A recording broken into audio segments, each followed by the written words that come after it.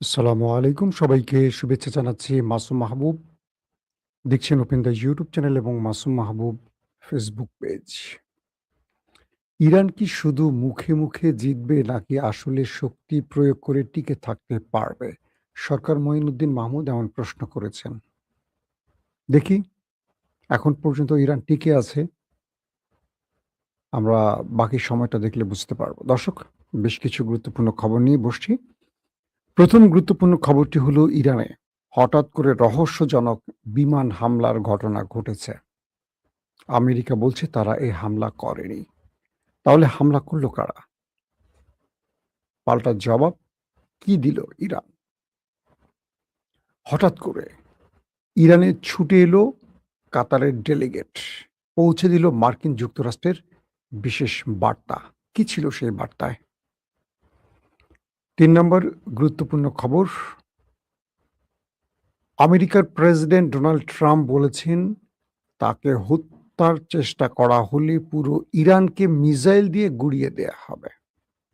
তার মানে নেতানিয়াহু কি বলে ডোনাল্ড ট্রাম্প এখন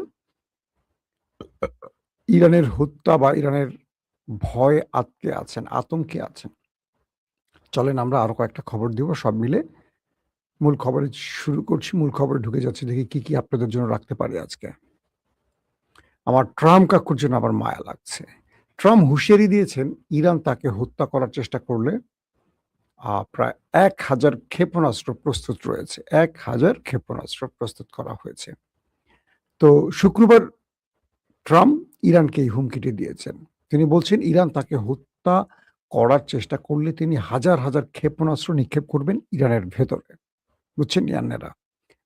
ট্রাম্প তার ট্রুথ সোশ্যাল প্ল্যাটফর্মে লিখেছেন যে ইসলামিক প্রজাতন্ত্র ইরানকে লক্ষ্য করে ১,০০০ ক্ষেপণাস্ত্র প্রস্তুত করা হয়েছে এবং এর পরপরই আরো হাজার, হাজার ক্ষেপণাস্ত্র নিক্ষেপ করা হবে। যদি ইরান সরকার বিশ্বের বিভিন্ন প্রান্ত থেকে ঘোষিত তাদের হুমকি অনুযায়ী মার্কিন যুক্তরাষ্ট্রের বর্তমান প্রেসিডেন্টকে এই ক্ষেত্রে মানে নিজেকে বলছে আমাকে হত্যা বা হত্যার চেষ্টা করে, তবে এই ব্যবস্থা নেওয়া হবে। তিনি আরো বলেন ইতিমধ্যে আদেশ দেয়া হয়েছে এবং দাবি করেন যে মার্কিন সামরিক বাহিনী ১ বছরের জন্য যা বর্ধিত করা যেতে পারে ইরানের সমস্ত এলাকাকে সম্পূর্ণরূপে নিশ্চিহ্ন ও ধ্বংস করে দিতে প্রস্তুত এবং তারা সক্ষম। বুঝতে পারছেন?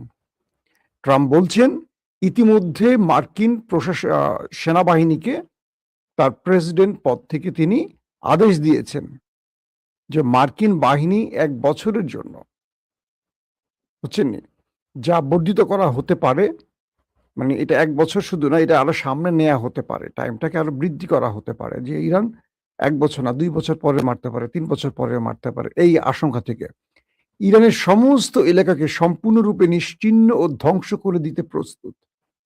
মানে পুরো ইরানকে ধ্বংস করে দিবে আমেরিকা যদি ট্রাম্পকে হত্যা করা হয় বা হত্যার চেষ্টা করা হয়।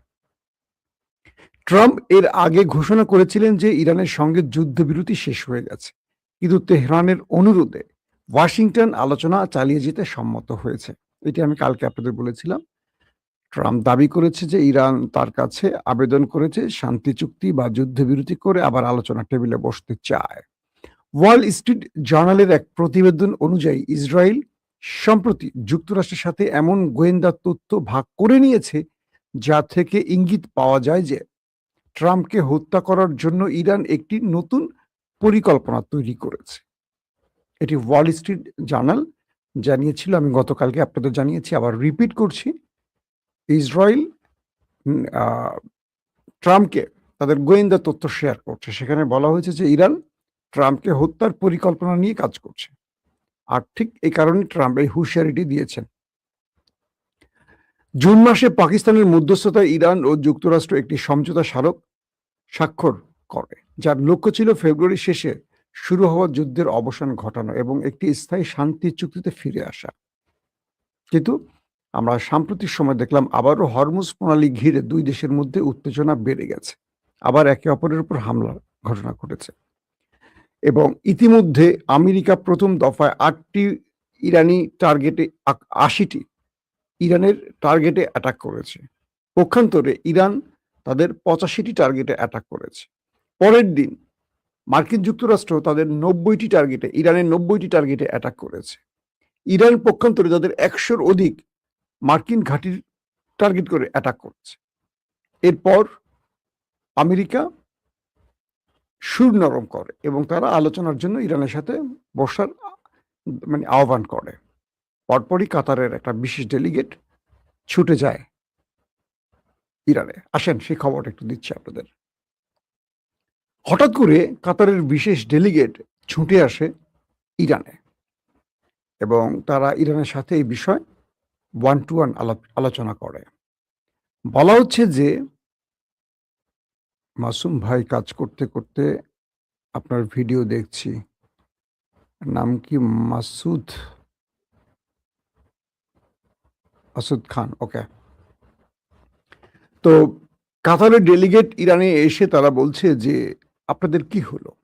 আমরা বারবার পরিশ্রম করে মধ্যস্থতা করে আপনাদের মধ্যে সমন্বয় করে দিচ্ছি, কিন্তু আপনারা বারবার সেই শান্তি চুক্তি লঙ্ঘন করে একে অপরের যুদ্ধে জড়িয়ে যাচ্ছেন কেন? ইরান কাতারকে বলছে আপনারাই তো মধ্যস্থতার মাঝে ছিলেন, তাই তো? তাহলে শান্তি চুক্তিতে আমাদের কি উল্লেখ ছিল? MOU-তে কি কি উল্লেখ ছিল, কি কি স্বাক্ষর করেছিল আমেরিকা? একটু মনে করেন, কাগজ হাতে নেন। সেখানে কথা ছিল হরমুজ প্রণালী পুরোটাই রক্ষণাবেক্ষণ ইরান করবে, নিরাপত্তা ইরান দেবে, এখান থেকে টোল বা মেইনটেনেন্স চার্জ ইরান নেবে। ছিল কিনা? কাতার বলছে ছিল। তাহলে আমেরিকা কেন ইরানকে অ্যাভয়েড করে সেখান থেকে ভিন্ন রুট তৈরি করে আমাদের চ্যালেঞ্জ জানাচ্ছে? 1। 2 নম্বর, কাতার ইরানকে বলছে যে আমেরিকা যদি আপনাকে অ্যাটাক করে আপনি আপাতত, ইরানকে বলছে আপনারা আপাতত একটু চুপচাপ থাকেন, কারণ একটা বড় যুদ্ধের পরিকল্পনা করছে শত্রুরা। কাতার ইরানকে বলছে একটা বড় মধ্যপ্রাচ্যে বড় আগুন লাগাতে চাইছে শত্রুরা। বুঝছেন তো? শত্রুটা হলো ওই যে আমাদের নেতা কাকুর দেশ। তো আপনারা সেই মধ্যপ্রাচ্যে ভয়ঙ্কর আগুন যদি নেভাতে চান বা লাগাতে না চান, তাহলে সংযত হতে হবে। ইরান আবার কাতারকে বলছে যে আমরা আমাদের লক্ষ্য অর্জনের জন্য যে বিষয়গুলো, যে MOU গুলো সিগনেচার করেছি তার প্রত্যেকটা আইন মেনে চলছে, কিন্তু আমেরিকা মানছে না। আমেরিকা খেয়াল খুশি মতো আক্রমণ করছে। আমরা পাল্টা জবাব দিচ্ছি। আমরা আক্রান্ত হলে জবাব দেবই। যদি আমরা জবাব না দেই সেক্ষেত্রে তো আমাদেরকে আরো পেয়ে বসবে, আমাদের উপর আরো বেশি তারা অ্যাটাক করবে। এরই মধ্যে কাতার আমেরিকাকে বলছে যে আপনি হরমুজে আপনি ইরানে অ্যাটাক করলেন কেন? আমেরিকা বলছে যে সাগরে জাহাজে অ্যাটাক করেছে তাই। কাতার বলছে অ্যাটাক তো ইরান করছে আমার জাহাজে, কাতার এবং সৌদির মোট 3টি জাহাজে অ্যাটাক হয়েছে। কাতার আমেরিকাকে বলছে আক্রমণ তো আমার জাহাজে করেছে, আপনার জাহাজে তো না। আমার জাহাজ আক্রমণ করেছে, প্রতিবাদ আমি জানাবো। আপনি কে প্রতিবাদ জানানো? আমি তো আপনাকে বলিনি যে আপনি ইরানে পাল্টা আক্রমণ করেন। এখন তো আমেরিকার কিছু বলার নাই, কারণ তাই তো ঘটেছে। বিষয়টা হলো কাতার, সৌদি এই দুটো দেশ চাইছে যেন এই যুদ্ধটা আর বড় ফ্রেমে না ছড়ায়, কারণ তারা বুঝতেছে এটা ইসরায়েলের খেলা। এতে করে শুধু ইরান না, পুরো আরব ধ্বংস হয়ে যাবে, কারণ ইরান ধ্বংসের আগে আরবগুলোকে সব ধ্বংস করে ফেলবে। ইরান আক্রান্ত হওয়ার সঙ্গে সঙ্গে ইতিমধ্যে 4টি দেশে প্রতিঘাত করেছে ইরান। এর মধ্যে কাতারকেও করেছে। যে কাতার মধ্যস্থতা করছে সেই কাতারকেও কাতারের মার্কিন ঘাঁটিকে লক্ষ্য করে কিন্তু ইরান অ্যাটাক করেছে। কাতারের কোনো সিভিলিয়ানদের উপর অ্যাটাক করেনি, মার্কিন ঘাঁটিকে লক্ষ্য করে করেছে। বাহরাইনে করেছে, নৌবহর, যে 5ম নৌবহর সেখানে করেছে। জর্দানে করেছে, মার্কিন সবচেয়ে বৃহৎ ঘাঁটির উপর টার্গেট করে ইরান অ্যাটাক করেছে। কুয়েতে করেছে, আল সালিম সহ কয়েকটি ঘাঁটিতে মোট 100-র অধিক টার্গেটগুলোতে ইরান অ্যাটাক করেছে এই 4টি দেশে। তো ইরান বলছে যে যদি আমেরিকা, ইতিমধ্যে ইরানের একটি গুরুত্বপূর্ণ রেল সেতু উড়িয়ে দিয়েছে আমেরিকা, এখান থেকে বাণিজ্যিক রুট তৈরি হয়েছে চীন এবং রাশিয়ার সাথে ইরানের। তারা খেলছে কিন্তু ইরানকে পঙ্গু করার জন্য। এই ব্রিজগুলো অনেক সময় নিয়ে করতে হয়। এটা ধরেন পদ্মা সেতু, কত বছরের সাধনা। এটাকে ধ্বংস করতে আমেরিকার লাগবে কয়েক সেকেন্ড। একটা মিসাইল মারবে, উড়ে গেল। কিন্তু এটা বানাতে কত টাকা গেল, কত সময় গেল, কত শ্রমিক তার ঘাম ঝরালো। তো আমেরিকা ইরানের এই গুরুত্বপূর্ণ স্থাপনাগুলোকে টার্গেট করছে। তো ইরান বলছে যে যদি তারা তাই করে তাহলে আমরা শত্রু তাই মানে সেখানেই আঘাত করব। এখন এটাই হলো সৌদি আরব আমিরাত বা এদের ভয়। কারণ ইরানের যেই গুরুত্বপূর্ণ জায়গাগুলো ধ্বংস করছে আমেরিকা, ইরান এখন গালফের সেই টার্গেটগুলোতে হিট করবে, কারণ সেখান থেকে আক্রমণ হচ্ছে। ইতিমধ্যে ইরানের পক্ষ থেকে জানানো হয়েছে সাম্প্রতিক মার্কিন অ্যাটাকে আবারও গোপনে মদত দিয়েছে আরেকটি আরব দেশ, তার নাম আরব আমিরাত, যারা ইরানের সাথে মধ্যস্থতা করছে, চুক্তি করছে। বলা হচ্ছে আরব আমিরাতের ঘাঁটি বা আরব আমিরাতের সহযোগিতা নিয়ে আমেরিকা অ্যাটাক করেছে। তো ইরান আরব আমিরাতকে উদ্দেশ্য করে বলছে আমরা সতর্ক করছি, আমরা জানি কে কোত্থেকে কি সহযোগিতা করছে। এইটুকু জেনেই আমরা এই লড়াইয়ের ময়দানে এখন টিকে আছি। যদি আরব আমিরাত এই বিষয়টি অব্যাহত রাখে, সবচেয়ে বড় আক্রমণ আরব আমিরাতে হতে যাচ্ছে। মানে ইরান আরব আমিরাতকে সতর্ক বার্তা পাঠিয়েছে। তো অন্যদিকে মিস্টার ট্রাম্প তিনি পাঠিয়েছেন কাতারকে ইরানে। তিনি নিজে পাঠিয়েছেন, কারণ তিনি এক তার নিজের জীবনের হুমকিতে আছেন। দুই, তিনি ইরানকে বলছেন যে আমি হাজার হাজার মিসাইল প্রস্তুত করে রেখেছি, তুমি যদি আমাকে মারো আমি তোমার দেশ উড়িয়ে দিব। ইরান এতদিন ধরে যুদ্ধ চালিয়ে যাচ্ছে, তোমার হাজার হাজার মিসাইল উপেক্ষা করেই তো করছে না।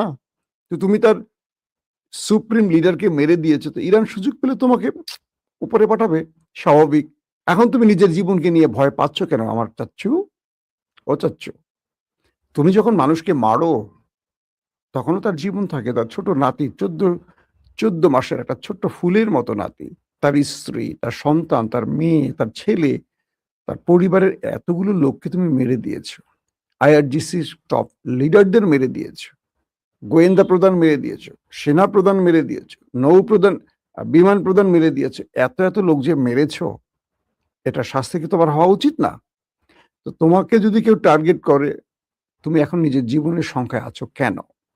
নিজের জীবনের প্রতি মায়া, অন্যের জীবনের প্রতি মায়া নাই? ইরানে প্রায় 200 শিশুকে যে মেরে দিয়েছো, এই ছোট্ট শিশুদের অপরাধ কি ছিল?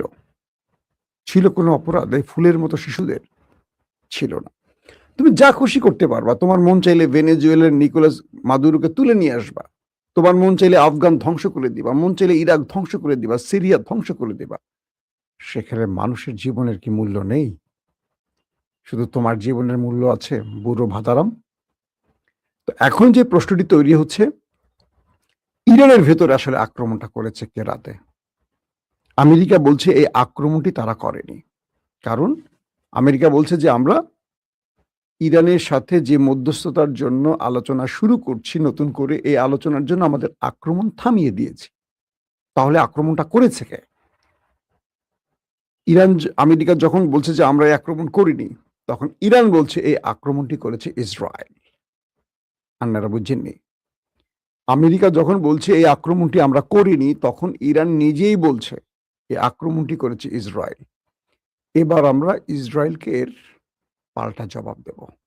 তার মানে এবার ইরানের সাথে মানে গোপনে যুদ্ধ বিমান পাঠিয়ে ইরানের মধ্যে বিমান অ্যাটাক করে পালিয়ে গেছে। প্রশ্ন হলো, যদি এটা আমেরিকা না করে, আবার নেতানিয়াহু আমেরিকার কাছ থেকে অনুমতি চেয়েছিল আক্রমণের জন্য, যে তুমি একা কেন মাঠে ট্রাম্প, আমিও তোমার সাথে নামতে চাই, আমাকে আক্রমণের অনুমতি দাও। তো ট্রাম্প নেতানিয়াহুকে বা ইসরায়েলকে ইরানে আক্রমণের অনুমতি দেয়নি, কারণ সে জানে যে ইসরায়েল জড়িয়ে গেলে এটা থামবে না, এটা বড় ফ্রেমে শুরু হবে। আর আমেরিকা মারবে থামাবে, মারবে থামাবে, আমেরিকার সেই ক্ষমতা আছে। আর ইসরায়েলকে তো মধ্যপ্রাচ্যের কেউ পছন্দও করে না। ইসরায়েলে মারুক, এটা কাতার, কুয়েত, সৌদি সবাই চায়, কিন্তু আমেরিকার সাথে সমস্যা জড়াতে চায় না। তো এই পরিস্থিতিতে ইসরায়েলের নেতানিয়াহুকে যখন আমেরিকা অনুমতি দেয়নি ইরানে আক্রমণে, তাহলে গোপনে তারা আক্রমণ চালিয়েছে ইরানে, প্রশ্নটি তাই আসে। তাহলে প্রশ্ন হলো, 2000-2500 কিলোমিটার দূর থেকে ইসরায়েল কি করে এসে আক্রমণ করলো এবং এটাকে ফুয়েল ট্রান্সফার কারা করলো? ফুয়েল দিল কে? রিফুয়েলিং করলো কারা? কারণ ইসরায়েলের প্রত্যেকটি যুদ্ধ বিমানকে তেল দিয়ে থাকে আকাশে আমেরিকার ফুয়েল ট্যাঙ্কার। তার মানে আমেরিকা জানে, স্বাভাবিক প্রশ্ন, কারণ ইসরায়েল ওখান থেকে উড়ে এসে এখানে অ্যাটাক করতে পারে না, তাকে পথে তেল নিতে হয়, যাওয়ার সময় বা আসার সময় তাকে তেল নিতে হবে। এই তেলটা ইসরায়েলকে কে দিয়েছে? নিঃসন্দেহে আমেরিকা, কারণ এই অঞ্চলে ইসরায়েলের কোনো তেলের ট্যাঙ্কার নেই, ফুয়েল ট্যাঙ্কার নেই, আছে আমেরিকার।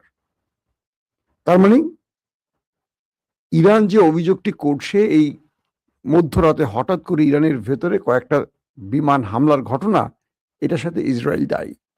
তবে নেপথ্যে আমেরিকা থাকার সম্ভাবনা অনেক বেশি। এখন ইরান বলছে তারা এটার শক্ত জবাব দেবে, অর্থাৎ গোপনে তাদের উপর যে বিমান হামলা হয়েছে তার জবাব ইরান দেবে। আমরা হয়তো নেক্সট ভিডিওতে জানাবো ওই গোপনে হামলার প্রতি উত্তরে ইরান কি জবাব দিয়েছে। দর্শক, এখনকার মতো বিদায় নিচ্ছি। নেক্সট আপডেটে অবশ্যই আপনারা আবার আমাদের সাথে থাকবেন, জানবেন সর্বশেষ খবরগুলো। আল্লাহ হাফেজ।